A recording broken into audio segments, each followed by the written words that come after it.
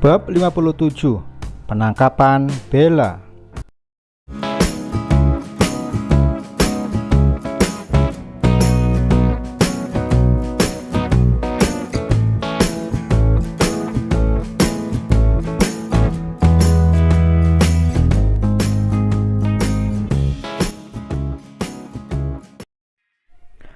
Akhirnya Jenny dapat bernapas lega begitu dia sudah ada di dalam mobil.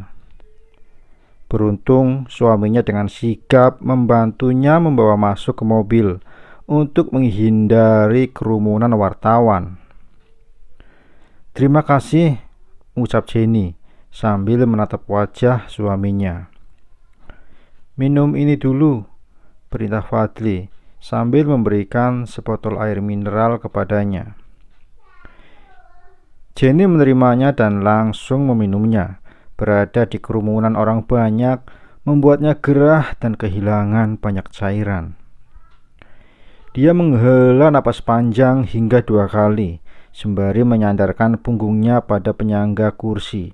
Mata wanita itu menerawang jauh ke depan. "Kenapa?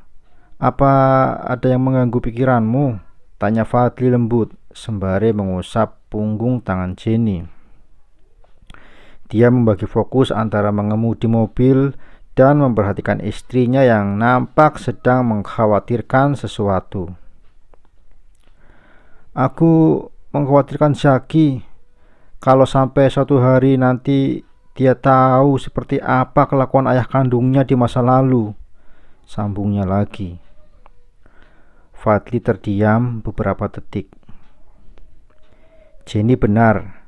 Apa yang dilakukan oleh Bimo mungkin akan berpengaruh pada masa depan Zaki ke depannya. "Kita bisa cari solusinya sama-sama nanti. Yang terpenting sekarang jangan sampai dia merasa kekurangan kasih sayang dari kita sebagai orang tuanya," ujar Fadli meyakinkan Jenny. Jenny terdiam sambil menatap wajah Fadli dengan sorot penuh cinta. Dia merasa beruntung memiliki suami yang sangat perhatian seperti Fadli. Bella terkejut begitu dia melihat berita di TV yang mengabarkan penangkapan Bimo atas kasus kejahatan yang dia lakukan. "Mas Bimo?" gumam Bella pelan. Tubuh Bella seketika terasa bergetar hebat, hingga kakinya itu tak sanggup lagi menumpu berat badannya. Dia itu langsung terduduk lemah di atas kursi besi rumah sakit. "Ini pasti mimpi. Tidak mungkin itu Mas Bimo," ujar Bella sembari menampar-nampar wajahnya sendiri hingga memerah. Suster yang bertugas menjaganya langsung menghampiri Bella dan menghentikan aksi wanita itu menyakiti dirinya sendiri. "Hentikan, Mbak.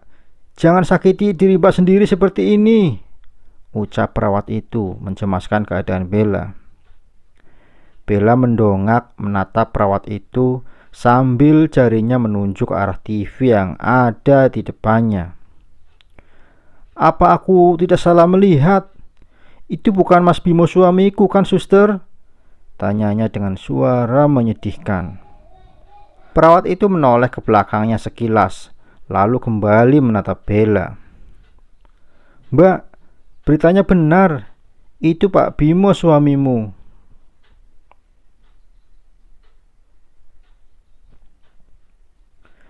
Bella menatap sedih suaminya yang tengah duduk tenang di hadapannya, terhalang oleh kaca. Bimo bersikap seolah tak pernah terjadi apapun kepadanya. "Ada apa kau kesini?" tanya Bimo sinis. "Kenapa kau keluar dari rumah sakit?" sambungnya lagi. Dari perkataannya sangat jelas bahwa Bimo tidak suka dengan kehadiran Bella sekarang. "Apa benar kau melakukan semua itu?" tanya Bella dengan suara bergetar. Bimo tersenyum sinis sembari menyandarkan kepalanya, lantas bersandar pada penyangga kursi.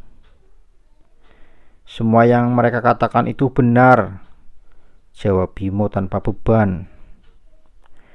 Bella mengejapkan matanya, lalu berusaha menelan ludahnya yang seolah tersangkut di tenggorokannya. Sesak, dada Bella mendadak berdenyut sakit bagaikan ditusuk-tusuk oleh ribuan jarum. Mulutnya terasa keluh, terkunci, sehingga mendadak sulit untuk berkata-kata lagi. Itu memang aku, ucap Bimo lagi tanpa ragu, sembari menatap sang istri yang terlihat terluka. Dan aku sangat menikmatinya, ucapnya kemudian. Bimo menghela napas panjang dengan pandangan menerawang mengingat fantasinya bersama para korbannya. Sehingga tanpa sadar, bibir Bimo melengkung membentuk senyum. Kau menyesal memiliki suami sepertiku? Tanya Bimo sinis. Bella tidak menyangka selama ini telah bersuamikan seorang penjahat yang tega menyakiti wanita di bawah umur demi memuaskan nafsu bejatnya. Gila, hardik Bella lagi. Kau benar-benar gila, Mas. Kenapa kau tega menipuku selama ini? Begik Bella dengan napas memburu. Kau benar-benar pria tidak normal, teriaknya lagi. Bella merasa sangat menyesal sekarang karena telah terperangkap cinta palsunya Bimo selama ini. Kau bilang aku menipumu? Tanya Bimo sinis sembari menatap tajam Bella. Hei, jangan lupa, bukankah kau yang duluan yang berusaha untuk menipu dan memperdayaiku? Apa maksudmu? Tanya Bella. Bukankah sejak awal niatmu menikahiku karena kau ingin menguasai kekayaan Herman? Setelah itu kau mau kabur dengan harta itu dengan kekasihmu. Bella menggertakkan rahangnya. Napas wanita itu memburu. Sementara itu Bimo malah tertawa sinis melihat ekspresinya sekarang. Dasar psikopat, umpat Bella kepada Bimo.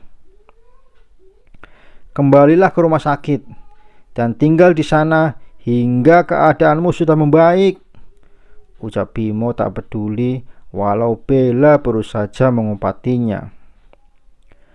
Aku tidak sakit, jadi aku tidak perlu kembali ke tempat terkutuk itu, tegas Bella sembari beranjak dari duduknya. Membusuklah kau di penjara, ujarnya sinis sambil meninggalkan Bimo. Bimo tak mengacuhkan perkataan istrinya itu. Mungkin setelah ini giliranmu yang dibawa polisi, sambungnya lagi. Mata Bella membelalak menatap tajam lawan bicaranya, sembari mencerna maksud perkataan suaminya itu. Jenny sudah melaporkan kau juga atas kejahatan yang selama ini kau lakukan kepadanya, ucap Bimo sambil tersenyum simpul. Bimo langsung pergi bersama seorang polisi yang terus mengawasinya untuk kembali ke sel. Bella masih terdiam, memikirkan perkataan suaminya baru saja. Kemudian dia pun langsung pergi dari sana. Tentu saja Bella menjadi gelisah. Dia menghela napas panjang. Hatinya begitu gusar dan tak tenang selepas pulang dari membesuk Bimo. Aku tidak mau di penjara, gumam Bella sembari meneguk minumannya. Bella sadar tidak enaknya hidup di penjara, sama saat tak enaknya saat keseharian dirinya selama tinggal di rumah sakit jiwa. Padahal dia sehat, tetapi entah kenapa dokter memperlakukannya seperti kepada pasien gangguan jiwa. Jangan-jangan Bimo dibalik semua ini. Dia memerintahkan dokter untuk memberikannya obat agar aku terlihat seperti orang gila, gumamnya. Bella merasa yakin akan dugaannya tentang Bimo yang bekerja sama dengan dokter untuk membuatnya seperti orang gila. Bella semakin geram dan emosi mengingat semuanya. Tangannya mencengkram gelas dengan sangat erat, melampiaskan gejolak emosi yang memuncak.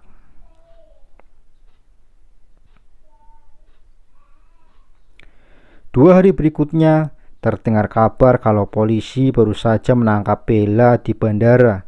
Bella berniat akan kabur ke luar negeri karena tidak ingin dipenjara. Bella ditangkap karena terbukti menyabotase kecelakaan Herman hingga menewaskannya, serta pemalsuan dokumen perusahaan, dan juga melakukan korupsi sehingga menyebabkan perusahaan merugi. Selain itu, dia juga terbukti berniat untuk mencelakai Jenny berkali-kali dan mengancam keselamatannya.